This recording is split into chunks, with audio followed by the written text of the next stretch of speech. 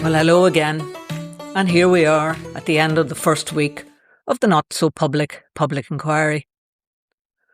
For those of you new to the podcast, have a listen to the very first podcast to learn about our campaign.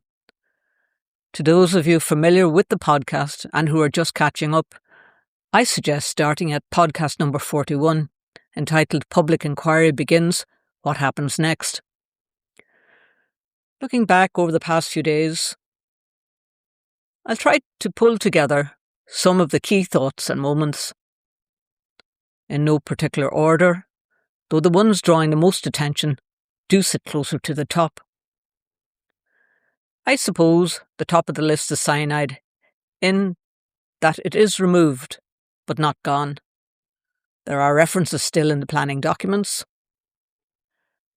New draft conditions were circulated by DFI, seemingly with input from Mr. Beattie, counsel for Dalradian, suggesting a rather cosy cohort at work in producing a revised set of conditions, though the extent of that involvement remains unclear.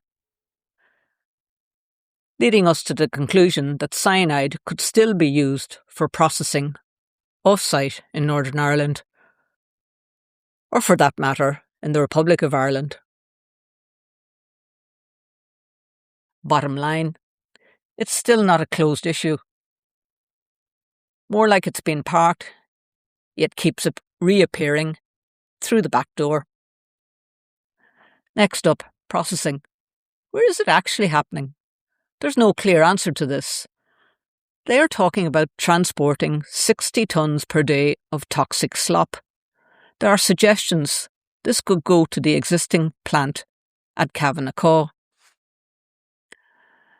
Oh, by the way, we have it on good authority that Galantis, the licence holders of Cavanagh, have abandoned the mine and may now be found instead approximately 55 kilometres southeast of the coastal city of La Serena in Chile, where they've acquired 100% ownership interest in the Anda Cola Oro gold project. Good luck to anyone endeavouring to get them to fulfil their obligations to close the mine and maintain the site in perpetuity. I wonder when the acid mine drainage will force its way to the surface and into the surrounding water table.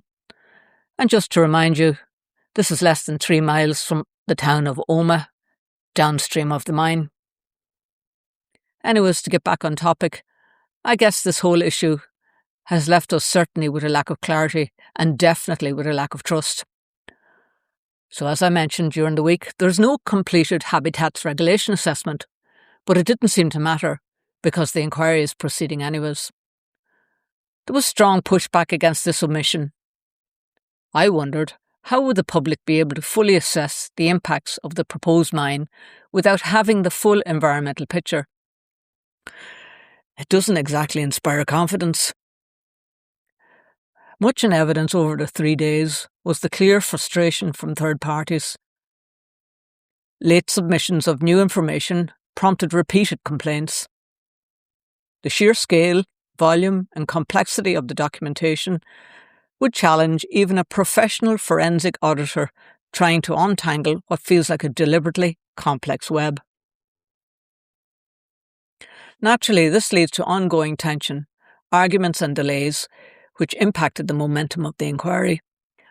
For one rather horrible moment during the week, I had a vision of myself sitting here for the rest of my life, frozen in some kind of Kafkaesque drama where the commissioner's questions loop endlessly, circling back on themselves, quietly trapping us there ad infinitum.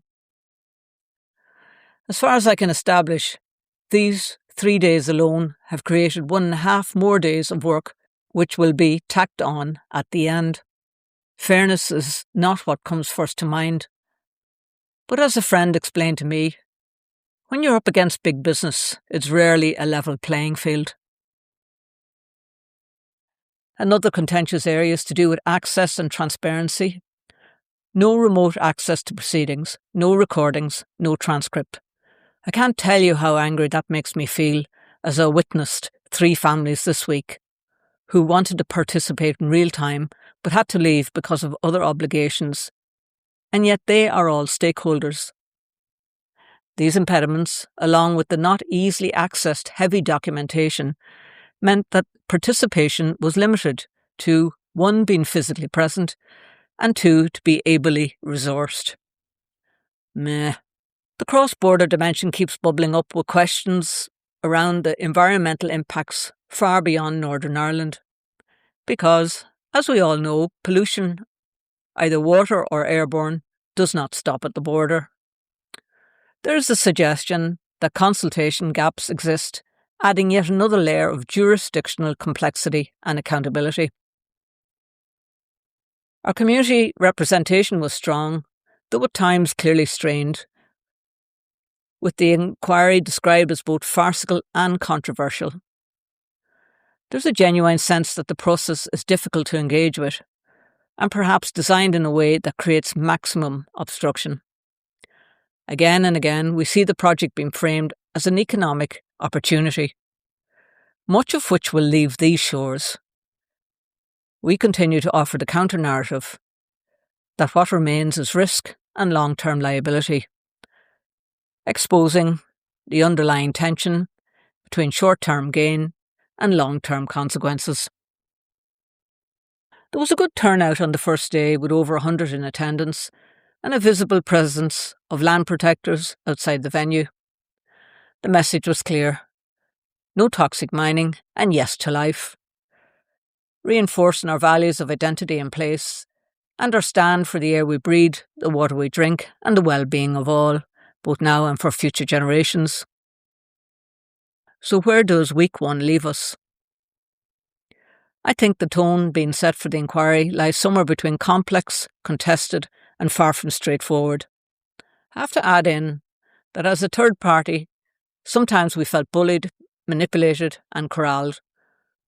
I would like to be persuaded that this is not the case, always approaching life as a glass half full. To quote Dr. Amy Strecker, there's a lack of transparency, lack of priority, and lack of respect. For me, it is perhaps the strangest expression of democracy I have ever experienced. See you all on Monday.